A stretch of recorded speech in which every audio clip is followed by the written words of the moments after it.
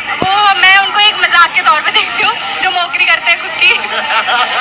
आप मजाक के तौर पे देखते हैं? एग्जैक्टली, क्योंकि आप उनकी स्पीच सुना करो जाकर, उनको ये नहीं पता उनको क्या बोलना है। स्पीच से तो पता चलता है कि वो प्रधानमंत्री बनने वाले हैं। पता सबको लगता है। आप एक बात बताओ, मैं अभी सोच रही हूँ मैं भाई दीपिका पादुकोण की तरह हूँ, ठीक है? तो आप मान लोगे मैं दीपिका पादुकोण की तरह? बात तो सही है। यही नहीं, अभी और सुनिए। आप जानते हो बाबू राहुल गांधी को? आज इन्होंने मेरे को सुनाना हो तो बोल देते तुम राहुल गांधी की बहन हो, बस। प्रेम की दुकान खोलना ये अच्छा नहीं लग रहा? प्रेम की दुकान में क्या नफरत बांट रहे हैं? बातें क्या करते हैं नफरत की? देशद्रोहियों के साथ हाथ मिलाते हैं। खत्म। Bye bye, tata, goodbye, गया। नमस्कार दोस्तों, कॉस्मिक किंग चैनल पर आप सभी का स्वागत है। आज की इस वीडियो में आप देखेंगे जो पक्ष एक दूसरे से सहमत नहीं फिर भी इंडी गठबंधन बनाए घूम रहे हैं। हमने इनवाइट किया है, ये यात्रा जो भी इस यात्रा में आना चाहता है वो आ सकता है। हमारे इंडिया पार्टनर्स तो हम सब ने इनवाइट किया, मैंने इनवाइट किए हैं, कांग्रेस प्रेस ने इनवाइट किया है। हमें बहुत अच्छा लगेगा अगर हमारे पार्टनर्स हमारे साथ आए, और बिल्कुल मतलब इनविटेशन है, दरवाजा खुला है। आप भारत यात्रा में शामिल होंगे? देखिए, मुश्किल तो ये है कि कई बड़े आयोजन होते हैं, बड़े कार्यक्रम होते हैं, हम लोगों को निमंत्रण ही नहीं मिलता, तो अपने आप क्या मांगे हम निमंत्रण।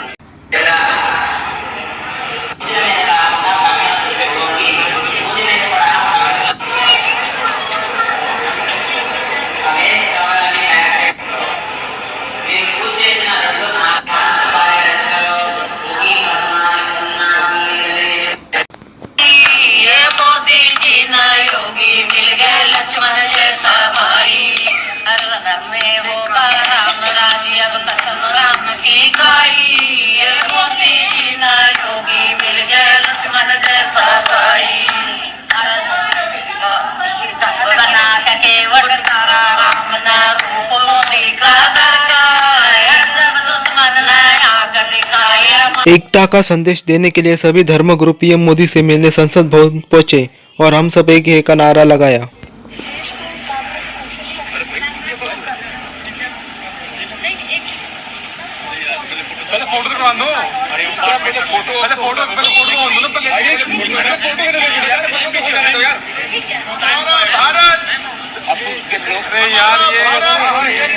हमारा भारत, हम सब भारतीय हैं। हम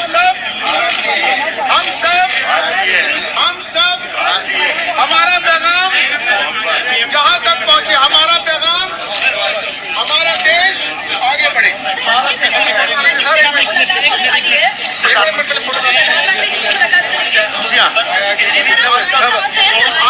आज का पैगाम मोहब्बत है। आज भारत की अर्थव्यवस्था का तेजी से विस्तार हो रहा है,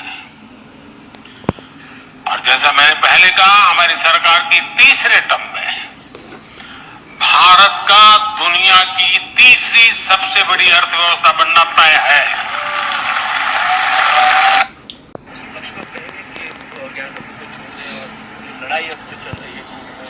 हमारी तो हाथ जोड़ करके प्रार्थना है कि इन 3 मंदिरों को सौंप दिया जाना चाहिए, क्योंकि ये आक्रांताओं के हमारे ऊपर किए गए आक्रमणों के सबसे बड़े निशान हैं, और इसके कारण लोगों के अंतःकरण में, राष्ट्रीय समाज के अंतःकरण में बहुत वेदना है, और यदि इस वेदना को ये लोग शांति के साथ दूर कर देते हैं तो भाईचारा बढ़ने में और अधिक सहयोग मिलेगा। सेक्युलर होने का ढोंग करने वाली आरफा खानम मुस्लिम होने का फायदा उठाकर कभी इस बात पर गर्व करती है तो कभी भयभीत होने का दिखावा करती है। In just one attack, they take away all of that. They try to take away all of that credibility from me. That when I speak, people see only a Muslim speaking. They don't see an Indian speaking, a journalist reporting.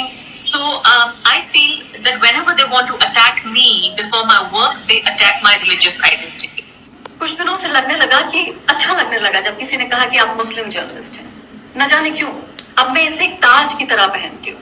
मुझे इससे कोई फर्क नहीं पड़ता कि अगर आप मुझे मुस्लिम जर्नलिस्ट करें। मैं पैदा हुई हूँ मुस्लिम घर में, मैं अपने को आइडेंटिफाई करती हूँ एज ए मुस्लिम। आजाद भारत के सबसे बड़े नेताओं में से और स्टेट्समैन के रूप में भी जाने वाले, भारतीय जनता पार्टी का संगठन का बहुत विस्तार करने वाले, और जिन्होंने राम मंदिर के लिए यात्रा भी की, संकल्प भी लिया। ऐसे हमारे प्रिय नेता लाल कृष्ण आडवाणी जी को भारत रत्न देने का जो निर्णय प्रधानमंत्री मोदी जी ने लिया है, वो करोड़ों हिंदुस्तानियों को बहुत प्रसन्नता उनके चेहरे पर लाई है। मैं उनका बहुत बहुत आभार प्रकट करता हूँ, आडवाणी जी को बधाई देता हूँ।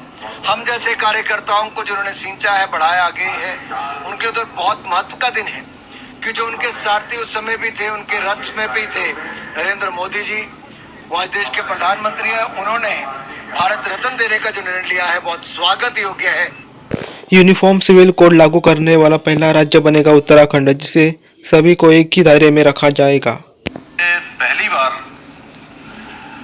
विधानसभा का उत्तराखंड का जो आम चुनाव हुआ था, उस चुनाव के समय आप सबके समक्ष हमने ये संकल्प रखा था, हमारे प्रधानमंत्री आदरणीय नरेंद्र मोदी जी के मार्गदर्शन में और उन्हीं की प्रेरणा से हमारी पार्टी ने ये संकल्प पत्र उत्तराखंड की देवतुल्य जनता के सामने रखा था कि नई सरकार के गठन होते ही हम सबसे पहले कोई काम करेंगे तो समान नागरिक संहिता को लाने के लिए कमेटी बनाने का काम करेंगे। उस दिशा में हम आगे बढ़ेंगे और हमने कमेटी का गठन किया और जो हमने वायदा किया था उस वायदे को आगे बढ़ाया सरकार गठन के बाद। और 5 सदस्यीय कमेटी बनी, सेवानिवृत्त जस्टिस रंजना प्रकाश देसाई जी की अध्यक्षता में, जिसमें सिक्किम के मुख्य न्यायाधीश प्रमोद कोहली जी, हमारे राज्य के मुख्य सचिव रहे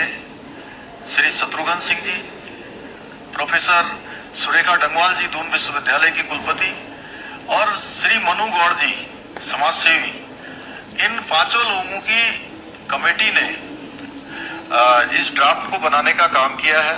विभिन्न स्थानों पर गए हैं और ये कमेटी फॉर्म होने के बाद इस कमेटी ने 2 और उप समितियां बनाई।